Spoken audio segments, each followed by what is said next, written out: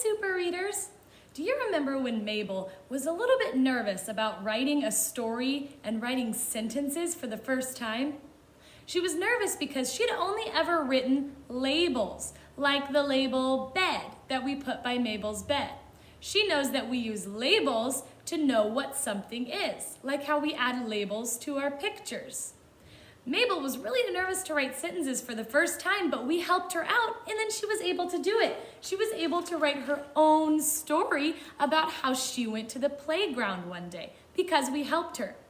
Mabel was telling me that she wants to add more labels to our classroom so that we know what some of the things in the classroom are for.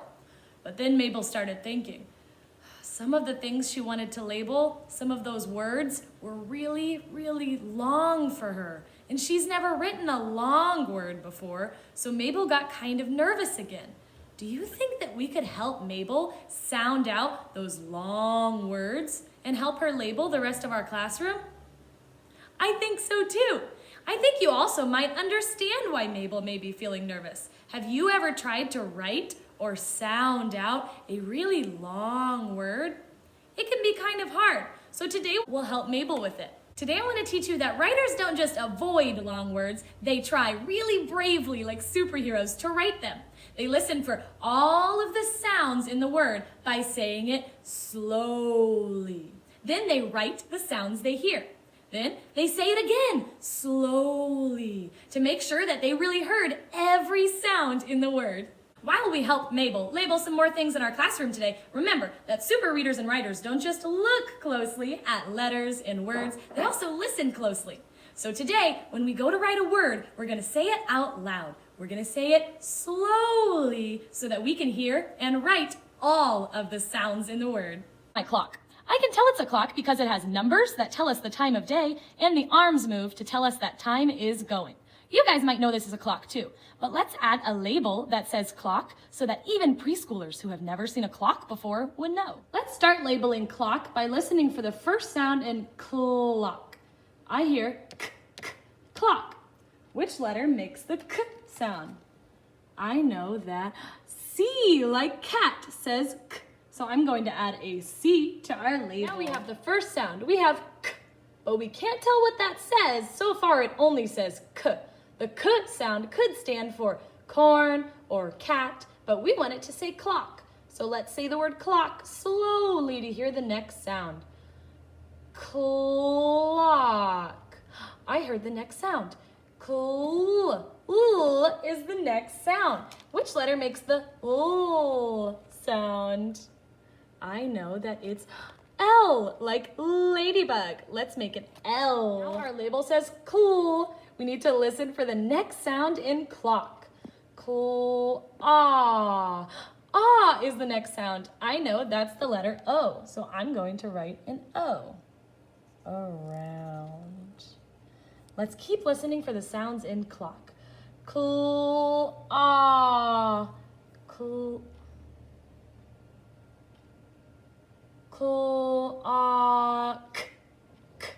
Which letter can make the k sound? I know that C, like cat, can make the k sound, so I'm going to add another C. Around and stop. Now we have clock. We did it. We labeled clock by listening for all of the sounds. This is my calendar. I can tell it's a calendar because I see the month on top that says November. I see all of the days of the week, Sunday, Monday, Tuesday, Wednesday, Thursday, Friday, and Saturday. And I can see today's date, Monday, November 16th. But let's add a label so that anyone who comes in our classroom knows exactly where the calendar is. Now, calendar is kind of a long word, so we'll have to say it slowly. What's the first sound that we hear in calendar? Calendar. K is the first sound that I hear in calendar, just like clock. So I know calendar is going to start with a C. We have K for calendar. Let's say the word slowly again to hear the next sound in calendar. Calendar. The next sound is A, like apple. I know that's an A. A goes around and down. We have K, A. What's the next sound in calendar? Cal, like ladybug. I know that's an L. L starts at the top and goes straight down. What's the next sound in calendar? I is the next sound in calendar. I. What's the next sound in calendar? N. Which letter says N? Nest. Nest. That's the letter N. So I'm going to write an N. We go down, little bump. What's the next sound in calendar? We have like dog. That's the letter D. It goes around, up and down. Okay, let's keep listening for the rest of the sounds in calendar. Island. That's an R, like rabbit. Now our label says calendar. Calendar. Desk. Let's label desk. When you come to school, you'll have your very own desk. Let's say the word slowly so we can hear all of the sounds. Desk. We need to write the first sound that we hear in desk. The first sound that I hear in desk is D, like dog. That's a D. It goes around, up, and down. We have D for desk. Let's keep listening for more sounds. D, like elephant or egg. That's the letter E. We go across and around. What's the next sound in desk? Desk. Like a snake or the sun. Around and around like an S.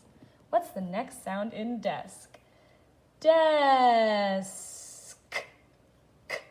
Like a kangaroo or a kite. That's a K. We go down, slant in, slant out. Desk. Desk. We heard and wrote all of the sounds that we hear in desk. It's time for Fast Phonics. Hi guys, let's start off Fast Phonics by reading our vowels and then our sight words. A, apple. E, egg. I, igloo. O, octopus. U, umbrella. Those are all of the sounds that our vowels make. Now let's spell and read our sight words. I, it's just spelled with an I. Can, C-A-N, can. The, T-H-E, the. See, S-E-E-C. We, W-E, we. Me, M-E, me. A, it's just spelled with an A. Just like I, it's only one letter. Like, L-I-K-E, like. Two, T-O-two. Now let's look at our letter and our word for today for Fast Phonics. This is the nest card. The sound is N. The N sound is spelled with the letter N. What's the sound? N. What's the name? N. N makes the N sound like at the beginning of the word nest. I'm going to write an uppercase and a lowercase n because it stands for the N sound like we hear at the beginning of nest. Uppercase N is tall. We start at the top, we go down, and then slant down and up. Lowercase n is small. We go down, little bump. Let's start with our uppercase N. We go down, and then back up to the top, slant down, straight up. That's an uppercase N. Now let's make our small lowercase n. We start here because it's small. We go down and then little bump. Uppercase N, lowercase n. Words that start with the letter N start with the N sound, like nest. Let's read some other words that start with the N sound, like nest. N is for nest. N is for nurse. N is for necklace. N is for needle. N is for nickel. N is for newspaper. N is for nuts. N is for net. Let's try reading a couple of words that start with the N sound, like nest. This is the letter N. It says N, like nest. This is the letter A. It says A, like apple. This is the letter P. It says P, like piano. Let's read the sounds. N, A, P. Now let's put them together slowly so we can hear the word. Nap. Now let's read the word. Nap. This is the word nap. This is the letter N. It says N, like nest.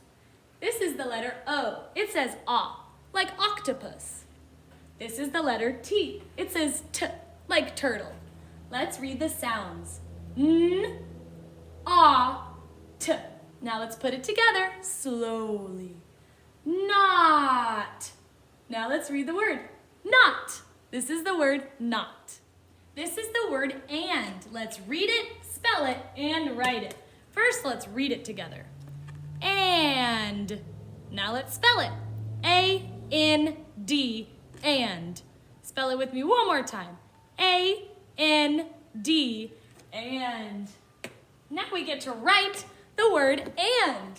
It starts with a small A, then a small N, then a tall D. Let's write the word and. Starting with our A, we go around and down. Now our N, we go down, little bump, and now our D, we go around, up, and down. We wrote the word and. Now we can use the word and by reading it. The word and is the word we use when we're talking about more than one thing, like this. Nan and I hear a splash. I see and hear a bird. Now let's listen to a story that uses our new sight word and. This story is called Nat and Tip. Nat and Tip like the ball. Nat and Tip like to sip. Nat and Tip see the children. Nat and Tip hear the hammer. Nat and Tip hear the dog. Today we learned that super readers and writers aren't scared of big, long words. We say them out loud. We say them slowly so that we can hear all of the sounds. When we hear all of the sounds, we can write what we hear.